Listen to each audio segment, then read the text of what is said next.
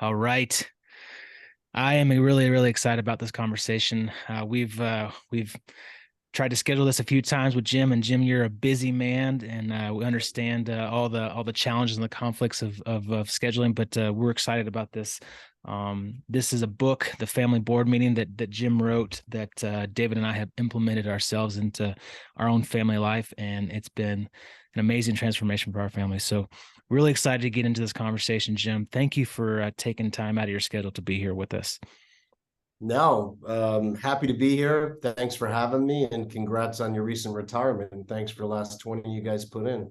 Thanks. Yeah, it's been fun. We've definitely had some challenges with that change in our daily lives, and we've talked about it a little bit on this podcast. But it's been good. It's been really good. I'm growing my hair out to kind of follow your form of the Wow, you're long flows and locks, a and surfer hippie now, huh? that's Look at right, man. That's right. There's no Yeah, surfing here in Colorado, but David's I'm a trying little to. farther behind you, but I'm he's growing it out. No, man, check it out. It's coming out nicely. It's I like no, it. this is like the hippie cut for me, man. I gotta get a razor to this really quick, really quick. I love it. I love it. Jim, so if you could, for those that haven't read the book, don't know, much about your background, if you could give us a little bit of a backstory about kind of who you are, what you did, what you're currently doing, and then how it came to how you came to write this book. Yeah. First of all, I just want to make clear, even though I try to support families, I'm not a psychologist. I'm not a PhD in this or that. I'm just a entrepreneur dad of five that just wanted to have family life different and make the most of it. And that really happened about 12 years ago. I had a pretty, you hit these points of critical and you just can't be the same person. I'm sure there's probably times in the service you guys went to that. And for my points of critical, there was a point in my life where I was reviving my real estate investment company from near extinction from the '08 meltdown. I was in the process of adopting my two oldest sons, and I'm now have five children. But part of my story is becoming an instant family with my wife and adopting her two young sons to help them overcome some real terrible things they had to go through, unfortunately. And I was also been just approved to donate a kidney to my father. So I'm not a veteran, but I donated a kidney to one. So There you go. So that's my claim for you guys. I haven't done what you guys have done, but that was my big support, I think. And when you hit those things, when you're growing a business and growing your family and you've gone through miscarriages, I donated the kidney to my father. I just couldn't look at family life the same ever again. I think you hit a point of critical and you're just not the same person, and that's not a bad thing either. I think I became a better person, a more aware person, and someone that appreciated the time we have and realized that it is fleeting. It's not guaranteed. And, you guys would know that only too well, unfortunately. So I wanted to make sure that we could find solutions that weren't as complicated as we made the problem. And I started to really, from my own story of sharing, of stepping into this instant family, becoming a dad for a busy entrepreneur of a 7 and 5-year-old. Man, I wanted to get this right. I wanted to do this right. I wanted to have the family life my dad wanted to provide for us, but he couldn't, but also with the quality time. And I put some things into practice that were simple, repetitive, and they got great results. I mean, incredible results. And that's what really got me in front of a lot of entrepreneur crowds with a message I was uncomfortable sharing. I didn't want to share it, to be honest. It was not natural forte to talk about deeper relational things for a North Jersey kid. It just wasn't in my DNA. But I'm glad I did, because what I did is I found that, I want us all to be successful in business, but I want to be successful at home. And if I could help uncover some simple pathways and guides and strategies to help people do that, then I felt on purpose. And so I think with the book, the principles that I share are so powerful, so easy to understand, so easy to put to work and see real results. That's why I wrote the book, because I felt that people couldn't get you 100% of the way there, but I could get you 80% of the way there by putting some of these into practice. Well, yeah, and I love that, Jim, because I think most most of us, especially those that are high performing, whether you're military, you're entrepreneurial, you're running hard. I think most of us sit between 0 and 10%. And so 80% is is a hugely significant jump. And nobody's ever going to be, we talk about this in our mastermind all the time. We have this wheel and there's a 10 on it, the 100%. Yeah. And I'll tell you, I never want to hit 100% because that means I've achieved some level of content, or I guess some level of, I don't want to get better. Right. And so that 10 is always elusive. That 100% is always elusive, but continually growing and growing and growing and pushing it further to be better, I think is such an awesome thing. And I love the intentionality of the book, and it's been very transformative for both Stu and I. And as we go forward in our mastermind, pushing your message, it just transforms things. And I'm just kind of curious, what have you seen as the biggest barrier? What causes, what is the biggest excuse that men are using? And I say men, but it's real. My wife's reading the book right now, but it's, what is the biggest barrier that causes people to say, well, I just can't take this step? Because it's not, these things are not hard, right? The book it's not impossible. It doesn't require a ton of money. It's very achievable. So what keeps us from doing it? Yeah. One of the biggest things, I'll start with the most simple, is that which we schedule gets done. And, this is about scheduling quality time individually with the people you love. It really is that simple. I mean, I hate to give the paper napkin breakdown of my book, but that's what it's about. And look, could you guys imagine in your service, if you were planning for a special operation and you weren't scheduling your practice time, you weren't scheduling your strategy sessions, like, man, that's going to be a failed mission. And I'm talking guys worth 150 million, where like, I read the book, can't do it. I'm like, well, have you scheduled it? Well, no, I haven't scheduled. I feel impersonal putting it on the calendar. When we schedule a date with my wife, for example, like guys, I appreciate you, but I'm not doing a podcast with you Wednesdays, 5:30 to 8:30. That's date night. I'm not available. I'm not going to clients. I'm not doing this. I'm not doing, kids sports things. That's for me and my wife. And when you schedule it, things get done. Same thing with my kids now. So a lot of the times, because they just won't schedule it, David, they don't schedule it. And that's the starting point to put these principles to work. The second thing is there is an underlying lack that no one wants to talk about, that we're not good enough. Especially for men, I am sexually biased, where I say we are less emotionally evolved. For my general thing of what I've seen, men are less evolved emotionally, and so it's very uncomfortable to possibly have that one on time. And not only that, we have a pretty nasty little dude on our shoulder that says, "Oh, we're not good enough," for service guys. And I've worked with a lot of service. Well, I was gone for so long, so, screw it, it's too late. Like, I've already missed those first 7 years.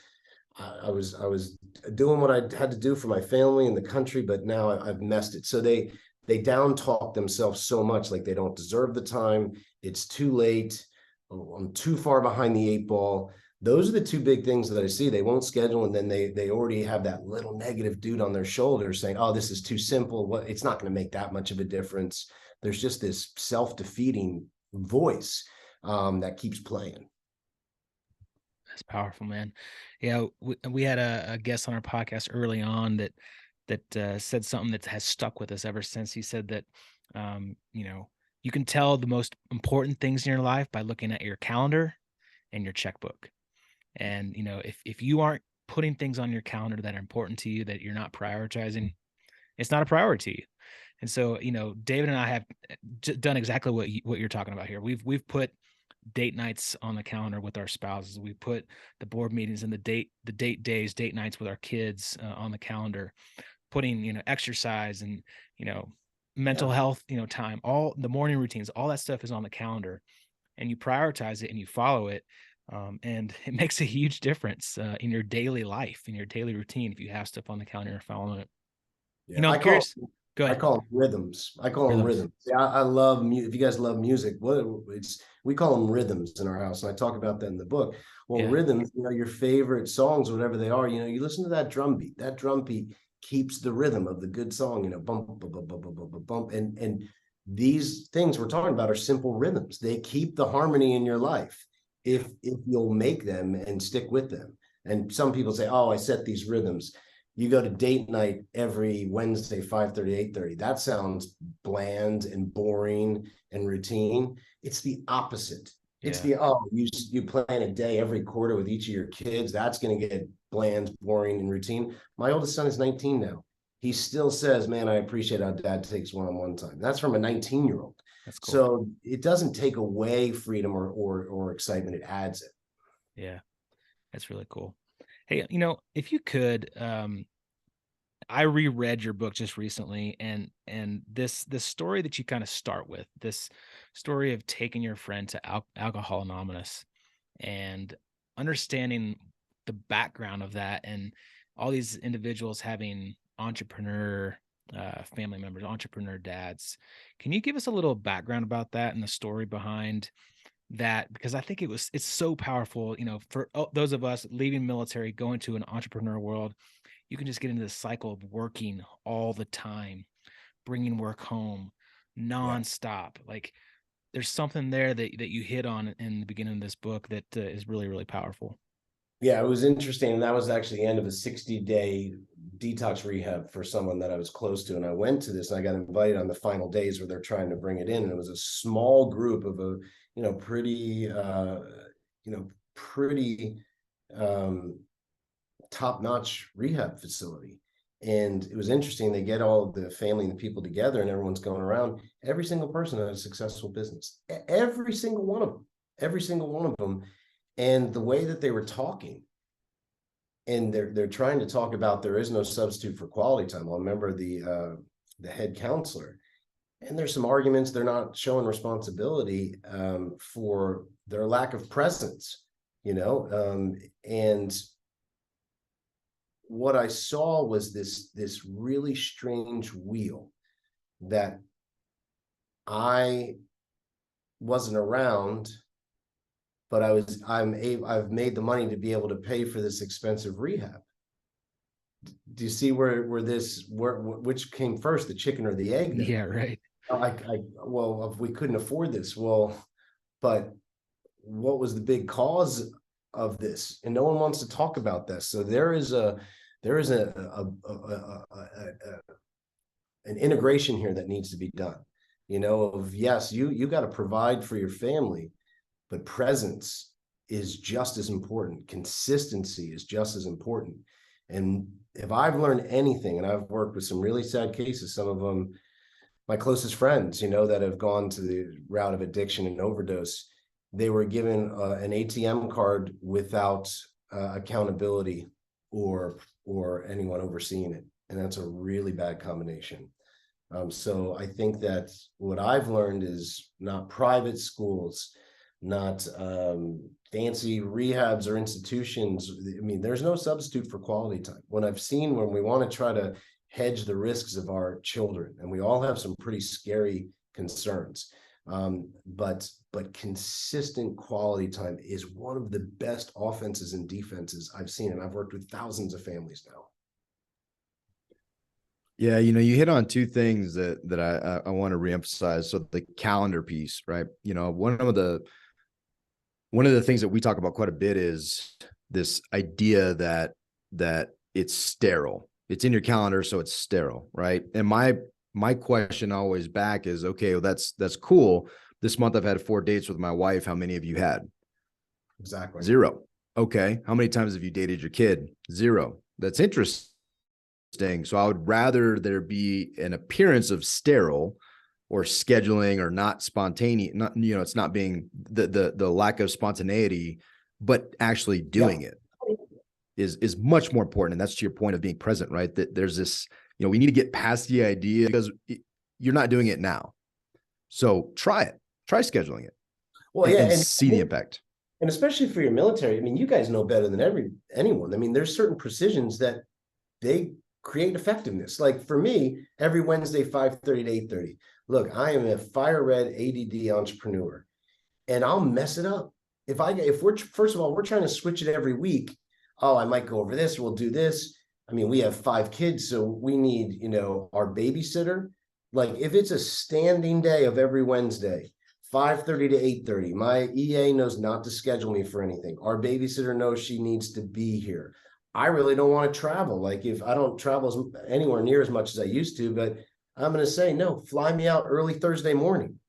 And so in that time of those 3 hours, I'm regrounding with my wife every week. It keeps emotions high, excitement high, love life high, all those things. But like you said, all these people are like, oh, that sounds boring. I'm going to go by the seat of my pants. Okay, how has that been working for you? When I've been in front of some pretty big groups, I mean, some big business organization groups, I'll say to them, like, how many of you can tell me, the day and time you meet with your CFO or sales team every week? Oh, and they all raise their hand. And I'll say, how many of you can name the day and time every week you meet with your spouse for a date? And it's less than 10% of the hands go up. Yeah. So it's not like the date is the day and the time is routine. Man, in those 3 hours though, I mean, we're having a shitload of fun. Like we're planning something and doing that, and there's always something to look forward to. And for my wife, and I'm sure you guys have experienced this, for me, it's like she has my attention. She knows that's coming in just a few days, and when she knows she's going to be able to talk to me, like it doesn't feel like they're getting pushed to the side. Like they really have the chance to possibly get something off their chest, to discuss something they're concerned with, and not in between rushing from this, that, hey, see you later, I'm taking this call. It's real focus. Well, yeah, and it's powerful because the people around you also know. And I think that there's nothing greater than living, influence by doing, right? We could talk about it all day, but when your assistant knows, hey, Wednesday is date night, like that has an impact on your assistant. That has an impact on their life and how they perceive what they want in the future. And it's an awesome way to not only live, but to influence and to bring positive to others, which I think is absolutely phenomenal. And then the other point that you said, and it popped in my head, is the when then thinking, right? Well, when I achieve XYZ in my business, then I'll have time to spend with my kids. Then what we've seen, and really the foundation, one of the biggest foundations of why we started our men's mastermind, is because we were seeing the then was gone. And then what existed was regret. And I wish I would have, and potentially rehab. And maybe the family's not even there anymore, because when you were doing things, well, now they're gone. Because they needed somebody else. They needed a dad. They needed a husband. They needed presence. And so that when then thinking is so poisonous. Go ahead. Yeah, no, I mean, you're hitting all the nails on the head. And what we have to remember is the years are not all created equal. I mean, that's a saying a friend of mine who's a big author said, David Bach. He was at one of our retreats and he taught me that saying. And what he meant was, what your 5-year-old spends time with you like is not what your 25-year-old is going to spend time with. That's why I created our company's called 18 Summers, because it's a simple math equation. Studies have shown the average person will spend 85% of the quality time they ever have with their children by the end of the 18th summer. Think about that for a minute. So what does that do to every person listening here? They're doing that simple math, 18 minus 7, 18 minus 9, right? And these are just stats. And what I believe is that's the average person. Can you extend that? Yes, I think you can if you're intentional. But it also means the years are not all created equal. And there used to be this horrible, horrible advice out there.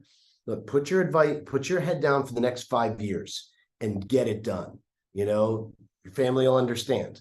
Look, usually then someday never comes and your family won't understand. And a lot of the time, sometimes they'll be gone. But what I found is they're not gone normally, but if they if you had to be honest, I mean, really honest, that your family views you as a stranger. You are just simply a part-time disciplinarian, an ATM machine, maybe just a roommate, and those types of disconnections, when they happen, like you were hitting on, there's 3 dominating emotions: guilt, depression, and bitterness. And you tell me the person who can be at their top of their game personally or professionally when guilt, bitterness, and depression are dominating. You just can't. Yeah, that's awesome. Stu, before your question, one thing you said also I just want to highlight is we had a guest recently, and that advice, he took that advice And he said, but the problem with the 5 years, I think he said 3 to 5. He said he took the 3 to 5 head down advice. And his comment was, unfortunately, they don't tell you that initial business, that 3 to 5, may not be the one that succeeds. So then you have to put your head down for another 3 to 5. And for him, we're always right. We're always hitting a new benchmark, right? The three of us might be sitting out here today and saying, we need to get to the next. 5 years ago, I'm like, holy shit, we've done really well. That 5 years ago, us would have been pretty happy, but there's that continual growth, which is a good thing. But also, if it's coming at the cost of saying, look, I can't have a weekly date night and I can't spend a day a quarter with my kids because I got to put my head down, there is something out of whack there. If you can't implement rhythms into your growth, I think that's completely out of whack, and regret will be absolutely dominating. Yeah, and we've seen it, and we saw ourselves going there. As we were kind of finishing up our Navy careers, we were heads down focused on building our own real estate business. And I was up at 4 a.m., 4 to 6 a.m. working on the real estate business. Then I go to my Navy job, and I wasn't focused on my Navy job. I wasn't giving the time and effort to my Navy sailors that I was leading because I was so busy trying to build this business on the side. I'd go do that for, all day long. I'd come home, I'd spend a little time with my family, have dinner, play with them for a little bit. And then I'd go right back to being on my phone, answering emails, taking phone calls, raising capital, till midnight. I wasn't giving any time to my wife. I wasn't giving any time, true time, like quality time, like you talk about in the book. And I saw myself just slowly growing apart from my family. And I had this this mentor of ours gave us this exercise to, hey, look at what you're doing now. Visualize what your life looks like in 5 to 10 years if you don't change anything. And I saw my wife and I just going apart and being roommates and living separate lives. She was doing her own thing. I was doing my own thing. And I have friends that this has happened to. They've been married for 15 years and they just grew apart, didn't have anything in common. And they were just roommates with kids. And it's really, really sad. It is. It's really sad. And I think that you hit on an important thing. One of the principles I talk about in the book is intermittent tech fasting. You guys have probably heard of intermittent fasting. You both look healthy and fit. Intermittent fasting, there's been a lot of studies on organ revitalization, weight maintenance, muscle tone, all sorts of benefits, right? You're not giving up eating, right? But you're saying, I'm going to eat between this time and this time. What I found with the phone or the laptop, whatever you want to call it, but normally the phone, you have to have times of complete and total unavailability. If there's always that ability for that dreaded inside your pocket, you will never be completely present. And as soon as it hits, your brain's going to go into 7 different directions. So this is the power of rhythmizing and being all in or all out. I'm half in. I'm playing with my kids, but I have the phone at the park. Or you're at neither place, right? You're all in or you're all out. I'm going to take calls. I'm not available to right now. I'm taking it from my home office. I can't play with my kids. I'm on with you guys. But if I'm getting off and I'm doing an hour lunch with them, you guys aren't getting me either. You see what I mean? So this intermittent tech fasting is really important. Be available, be unavailable. But there used to be that, badge of honor. I'm available 24/7 for my real estate investors. F that. I'm available for this time, and then I'm available for this time for my family and me and my workout. And, so that intermittent fasting, that intermittent tech fasting, once people start to see that and they have shut off periods, date night guys, man, did I mess up date night in the beginning how rude of me to answer a text, an email, stupid Facebook thread that doesn't matter to anything. That's not allowed anymore. My kids' days, you will never, ever, ever see my phone on. The only thing I'll have is airplane mode to snap 1 or 2 pictures because I want to commemorate that for the next, however many years. But having that tech, that's going to free back up time and give you that, do you guys remember in the first Spider-Man with Tobey Maguire? He by accident, he's learning his powers. He flings the tray onto the big bully, and he's going in. The big bully, he's just realizing the big bully's, and he throws that punch, And it's kind of like he is so aware. He's like, he's looking at the punch getting thrown, he's watching it, and he just has such an awareness and like a completeness of seeing it all coming.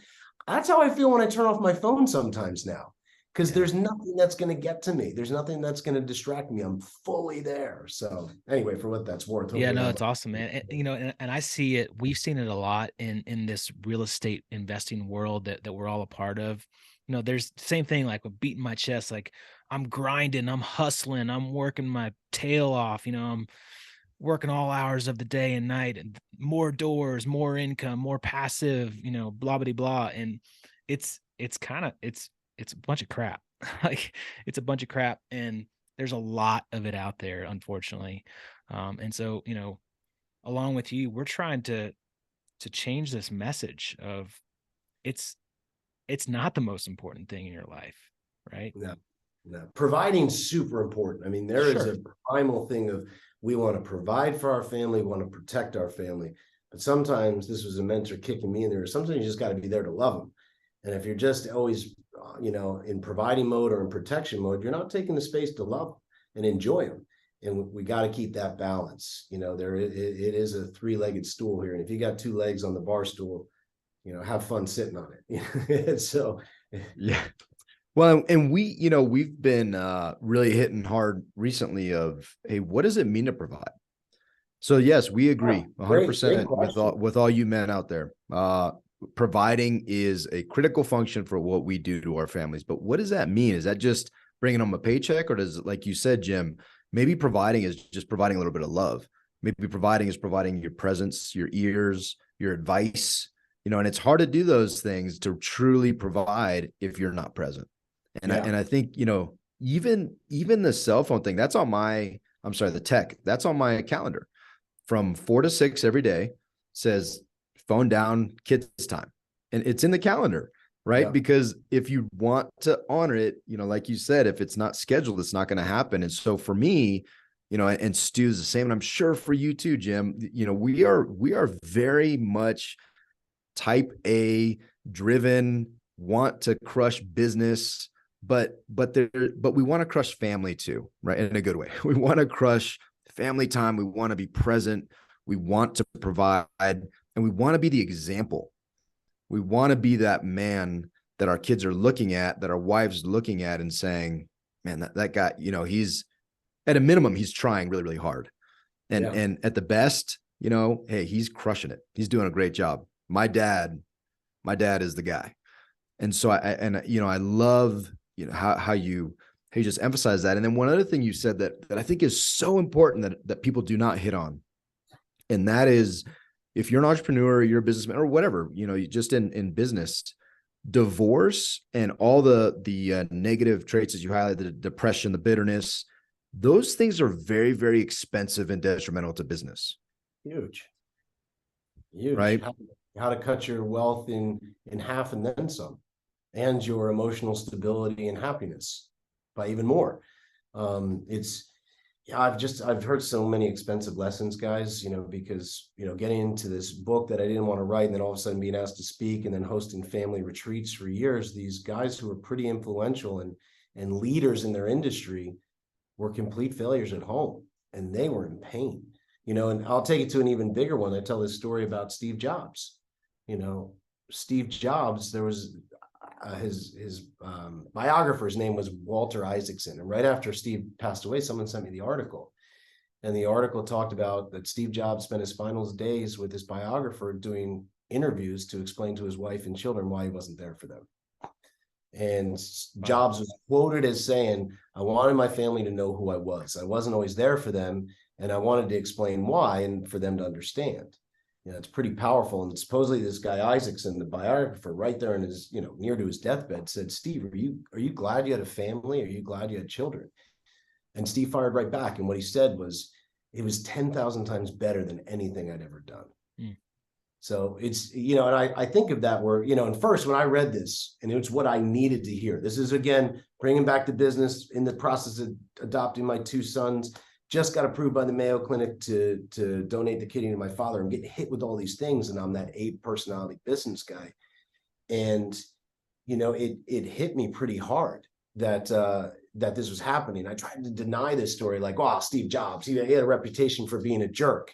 That's not me. But I thought, what if the rug of health was pulled out from me right at that moment? Would I be in the same situation 6 months from now, doing final interviews to do the same thing? Because I constantly did those new benchmarks and this and that.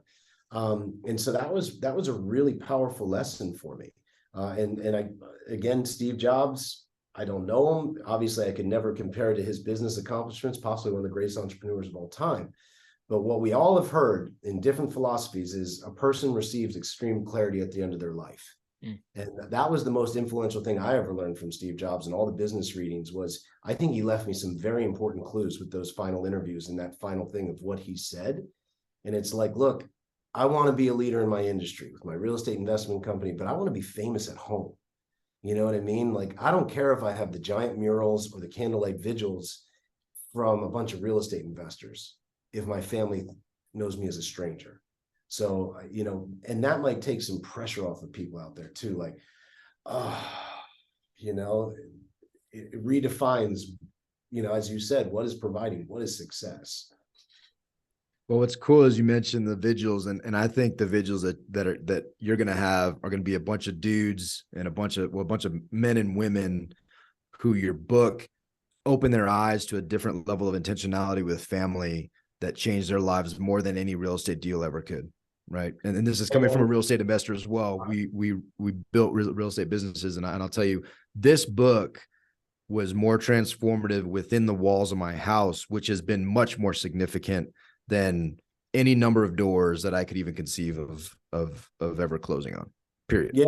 Yeah. And I man, I really appreciate that. And if that happens, like, happy man, like, stamp that. I'm good. Well, good. You'll be dead, so it doesn't matter. All right, I'll be dead, and I'll be high-fiving from the other side. But it's like, that's great for me. And on the other case, look, here's all I can tell you. And this is where it's like you got to be yourself on this, because I didn't want to write this book. I didn't know that it would go viral. It was very uncomfortable. I mean, you guys see the things I write about. I don't know what a perfect family looks like. I would have no idea. We're not a perfect family. We didn't come from perfection. The things we had to overcome. It's not about perfection. It's about bridging our imperfections, making the most of the time. But I got to tell you guys, with this book, like what you guys are doing with your mastermind, and you're showing your true self, your whole self, you are going to attract more real estate. It just happens. As long as you're doing it in integrity, within not some clickbait shit. Like, I didn't want to write this book, and it wasn't like, oh, I'm going to write this and it's going to have, I just said this could really help families. My real estate business has grown because of this book. Never my intention, never thought. In fact, most people said, oh, you can either go with this book or real estate. I said, well, I don't know. The book came out of my real estate rights and wrongs now. And so my whole point of this is don't be afraid to be yourself. Don't be afraid to do what you're doing in the mastermind, because you could share something that's going to help people, and then it comes back to you. I've gotten some incredible trips and experiences from this book now. I've teamed up with some people to do bigger real estate deals that hold my values. Like, I'm about value-based decision. If I don't want to introduce you to my wife and children, I don't really want to work with you. I'm at that stage in my life. Life's too short.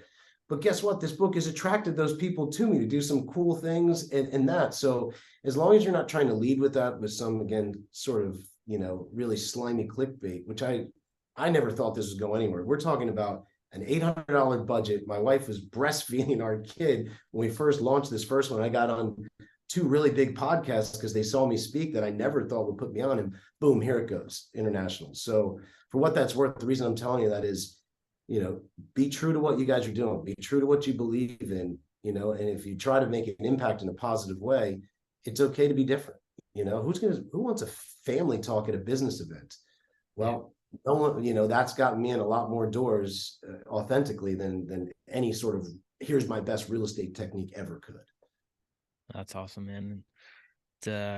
It's motivating for us to keep on going, to keep pushing our message. I appreciate that. Hey, let's get down to some tactics. I'm curious about, so for one, just quickly, I want people to go read the book, but just could you explain just what the board meeting is, what the family board meeting is, the tactics behind it, and then I want to kind of dive into some of the focused reflection time, because I think that out of anything, personally, I think for me, that's where I found the most purpose and fulfillment in this quality time, that conversation, that reflection time that comes after the fun. Yeah. So like I said before, I'm all about rhythm, keeping the beat, right? Saving me from myself. Yeah. So, date night every Wednesday, 5:30 to 8:30. The book's about a day of intention every quarter with each one of my children. You look at the most successful companies that usually have a quarterly board meeting. And quarterly board meeting, at least for the more entrepreneurial companies with a good culture, it was about reuniting the team and looking forward to the next 90 days. And when I started, with my sons, I called them Gym Days. Now they call me Dad. This is when I was first adopting them. And I offered them these coupons. And I said, we're going to do a quality day every quarter. And they're like, okay, what's a quarter? I was like, every 90 days, you're going to cash one of these in. And so it was just about scheduling a day where I was fully available just to them every 90 days, for at least 4 hours, half day to a day. And, that sounds like a lot, but when you schedule it, it gets done. And the book was really about having a day every quarter with each one of my children with 3 guiding principles. And that was one-on-one, intermittent tech fasting, and, that fun activity with focused reflection. And that's what the whole book is about. Every quarter, I have a meeting. And again, this has been 12 years with my oldest, going from little tykes to grown men now. And that's the whole book, the power of one-on-one, power of, like I said, disconnect to reconnect, totally unavailable to my email, to my text, to my that, to fully focus on them, and let them plan the day, go all in. They want to go fishing, I'm going fishing. My daughter wants to have a princess party, I'm a princess for that, few hours. They go to where they want to eat, and then at the end, like you were talking about, Stu, that's the focus reflection time. Focused reflection is just saying, hey, what was your favorite part of the day? This is the chance where all of us guys are really tough in one part of the world and wimpy in the other, and being vulnerable and just saying, hey, I just really love this time with you. Or there's a chance right at this time, after having this day together, going all in with them, having a meal, and then just having a little time to talk. Maybe that's the time where you can say that apology, because we all know we get short, we get impatient, we're not present. And they notice, and we try to have that immunity. Well, I'm working hard, I'm providing, I don't need to apologize. Here's the chance where you can really seam up and strengthen the relationship and say, hey, the other week I was short and raised my voice and was totally out of line, and I'm sorry. And that was wrong. Or for some guys out there, hey, I know this divorce has been hard on you. It's not your fault. I'm sorry.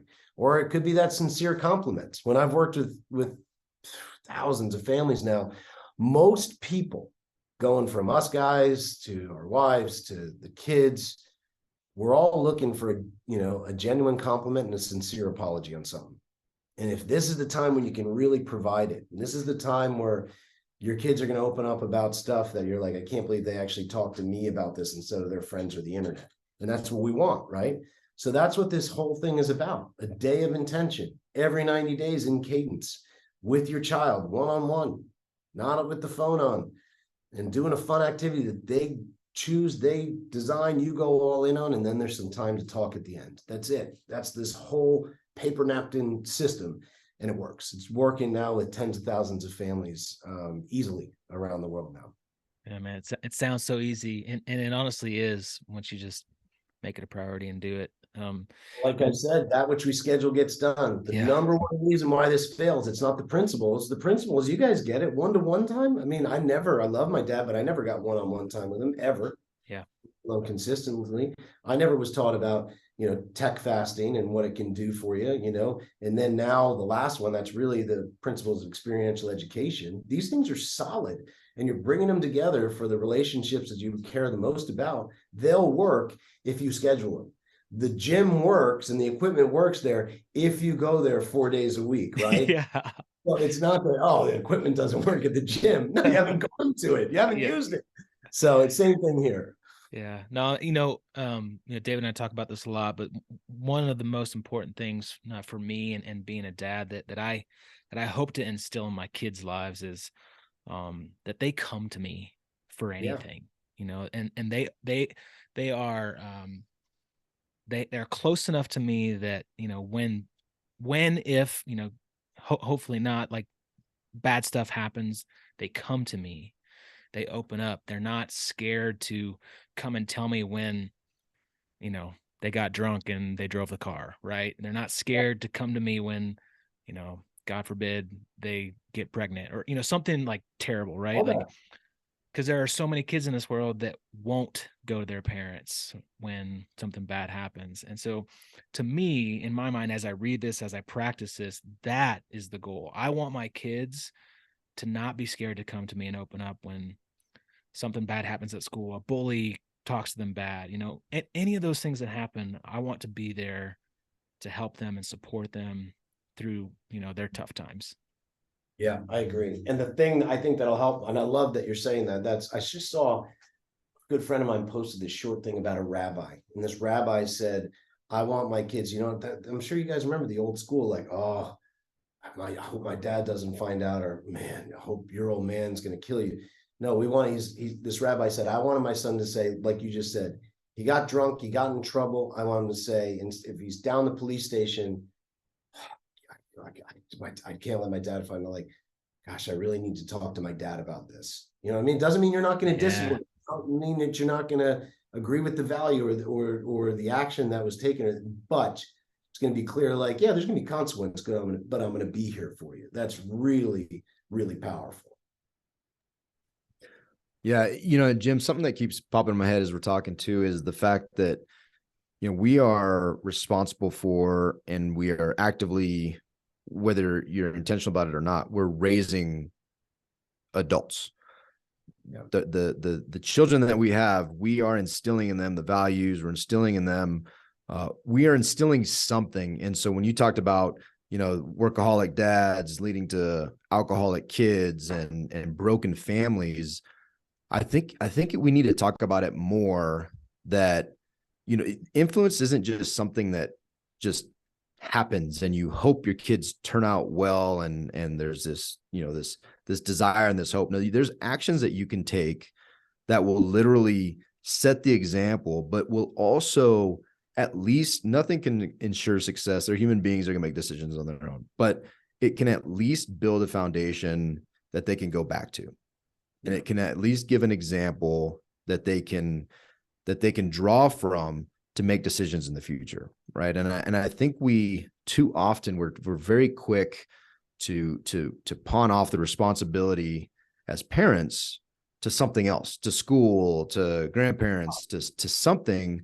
And I'll tell you, it just is not. It's you're setting up these children to be unsuccessful adults, and I just don't think we think about those terms enough, and we don't think about our true level of responsibility and the generational impact that things like this have a direct impact. Yeah, no, I agree. And there's some sort of like unwritten rule out there too, that unless you have a teaching degree or a master's in education, you have no place teaching your children. I think that's complete malarkey. I've never understood, as you guys are entrepreneurs. I want to take my financial security, my wealth, into my own hands. I'm not really depending on the government or fancy institutions. That's just a decision that I made. And for a lot of entrepreneurs or guys out there trying to start their own real estate business or companies, you know, I'm all for learning, but I don't hand the learning completely over for my children to fancy institutions or the government. I'm very involved in my kids' learning. I want to be side by side reading books with them or having discussions like we're having now. And shame on me if I'm not. If I'm saying, look, the success factor and the impact and purpose factor will go to a 10 if you're involved in something like that. That's just a huge thing. That, yeah, involvement is key. I have no idea where, especially with teaching our children those really core lessons that aren't taught in school, where we're actually, oh no, I don't have a teaching degree, oh, I can't do that. No, we need to step in and teach those things: personal development, financial intelligence, relationship skills. This is like kind of that, those three are like the core lessons that I tell my kids once they hit 6th grade. Look, there's lots of other things you're going to learn you might use. These you are going to use, whether you're, the artist, the athlete, the butcher, the baker, the candlestick maker, you will use these 3 things. And they're not only going to help you personally, they're going to help you professionally. And I want you to have success on both sides. And you probably won't learn these in normal school. So I'm going to try to step in and learn these side by side with you because I want to keep learning. Does that sound good? Great. So that's just, I'm probably going on a tangent here, but this is something I really believe in. Active participation in your kids' learning in key subjects. Again, offense and defense, that provides 2. Well, and I think you hit an important point. A lot of these things are also things that are not going to learn. They're just, quite frankly, they're not going to learn, or they're going to learn them in the traditional sense, which is, you look around and most people following the traditional means of financial independence and literacy are failing, right? It's not, these are not good lessons, and they're extremely important, and we should be taking ownership. And who better to do that than, in your case, a successful entrepreneur. Maybe you could teach our kids because we're still on the path to trying to be successful at it. But in all reality, it's just taking that active role and being very intentional with it, and developing. And your kids, you said it right there too. Hey, does this sound good? Let's do this together because I want to continue to grow. But there's a lot of lessons in all of that. Not only the specific lessons, the core things they're trying to teach them, but the example that, hey, I am not where I want to be. So let's do this together because there's always room to grow. Just that in and of itself is to defeat some of the fixed mindset, and to get after some other lessons that we're teaching our kids. So it's all wonderful opportunities that can only be realized through intentionality and presence, which, intentionality, presence, and you hit the nail. I mean, that's all really well said. And along with intentionality and presence, kill Superman. This is something that I've gotten really clear on. A 7-year-old cannot relate honestly. If we used to put up these images I talk about in the book, where I used to, where it's like, oh, they say, have you ever been afraid? I mean, that at first the male bravado says, that's awesome. Like, thinks that, but we all know it's bullshit. Of course you have. You've been terrified. You've been, you've had those setbacks, those unknowns. If we put ourselves to our children, we try to hold ourselves in this thing of perfection. We do no wrong. We have no fear. How are they going to relate to you? They're going to say, I don't feel that way. I don't feel invincible. I still have fears. I still have things that I don't feel comfortable doing, or this or that. If we put up, first of all, it's not true. And secondly, it's going to put a huge divide in them wanting to open up to you. Well, I'm not going to open up to you. You wouldn't understand that I've just failed, or I'm terrified to do this, or I'm uncomfortable in this, or, why would they? And that's been a major lesson for me and a lot of people that I've worked with, and some people that have gone through really hard family things. They thought they were leading by setting that perfection, fearless. And look, there's a time and a place for that. You got in combat, yeah, but in everyday life, that's not going to mesh. You know what I mean? So that's something, don't aim for perfection. Talk about your real estate failures. My sons know when I've screwed up a deal, like, shit, this didn't go the way I thought it was, and we're behind on that. And hey, we've put in money into this deal. These things haven't closed yet, so we're in a cash crunch right now, guys. Like, I got to wait for things to come back. I'm very honest with my kids. Doesn't matter if you're what level you're at, but everyone that I know still has these ebbs and flows of cash flow and reserves, and this deal going right, this deal going wrong. I tell my kids this. In fact, my 2 oldest, we have our, meeting with our CFO every Thursday. I let them sit in. They're going to hear honestly what's going right, what's going wrong. And I will say, hey, I screwed this up. I should have done this. I should have waited for that to close. I shouldn't have gone into this. I should have done more due diligence on this. Hey, this one went really right. I've worked with this person, but they know. And that way they have a feel. Because also imagine as an entrepreneur, guys, if we're only showing our highlight real estate deals and they start going into it and they're like, man, I'm nothing like mom or dad. Like, they only had these highlighted deals and we hit all these other ones from them. They're going to know it's part of the game, So it's really important to just, lay it all out on the table and let them see it, because that's how they're going to get reality. David calls it the Insta life. We don't want to just have the Insta life on social media. We want to be real and be vulnerable, and we need to bring that to the family and the kids too. I love it, man. Jim, we could probably talk for another hour, but I know we both both have schedules we got to get to. I don't want to miss all the things that you're doing. If you could just tell our audience about, we talked about your book a lot, but I know you have some courses. You have another book coming. You speak. Where can all of our listeners go and find out more about you and what you're doing? Yeah, the family board meeting you can find on Amazon. No problem. There's also an Audible version if people like Audible. It's a nice short book. That's why I made it for us ADD entrepreneurs. It's got some good meat though, so don't worry. It's not a long read. And then 18summers.com. You can learn more about us, different programs that we do, different speaking that I do. Our next book is coming out probably mid-year, called the Passive Income Playbook. Nice. It's about how did my wife and I, through real estate, build up our passive income to be able to help others do the same and create a legendary family life with our 5 kids. Because that's what it's been about for me, is leveraging my real estate investments to have a legendary family life, and that's my goal, and that's what I try to live. That's awesome, Jim. Hey, thank you so much. I really look forward to the next book dropping. I'm sure it's going to be full of some gems, and I just want to thank you. Just take this opportunity to thank you and affirm you. This book is changing lives. So grateful. I thank God that you decided to do something you didn't want to do and write this book and push it out, and all the work that you're doing with families. I truly don't think that you are ever going to realize the full impact of that you're making on other people's lives and their families, and then generationally, right? The fact that I'm reading this book, my wife is reading it right now. We're going to implement, starting this month. We got 3 kids, so it works out perfect to meet with one every quarter, and then do it with my wife as well. For us, it's just it's going to impact our family. It's going to impact our children's lives, and it's going to make differences that you will never realize. And so I just want to thank you and just encourage you in that you're making a huge impact, and it's inspiring, and we're just very grateful for you. Cool, guys. Well, I really appreciate it. Keep up the good work. And my only, parting close is a mentor of mine named Dan Sullivan, is we'll look out at the horizon and, let's say you're on the boat, we're all going out towards the horizon. We're like, damn, the horizon's still far away. But if we just turn around and look behind us, we're like, man, we've come pretty far off the shore though. So I gotta, once in a while, stop looking at the horizon and look behind it, how far we are offshore. And we're like, yeah, we've covered some good ground, and that's been important for me, and hopefully others that will relate to. Once in a while, look back, see how far you've come offshore, give yourself a little credit, because I got a secret for you. The horizon's going to keep being kind of far away. Yeah. That horizon never gets closer. That's awesome, man. Hey, Jim, appreciate it. Like David said, this has been awesome. Guys and gals, check out 18summers.com. If you haven't read the Family Board Meeting, it's an absolute must read for 2023. Get it, read it, implement it, start doing those with your family. It's important. We'll put the links in the show notes.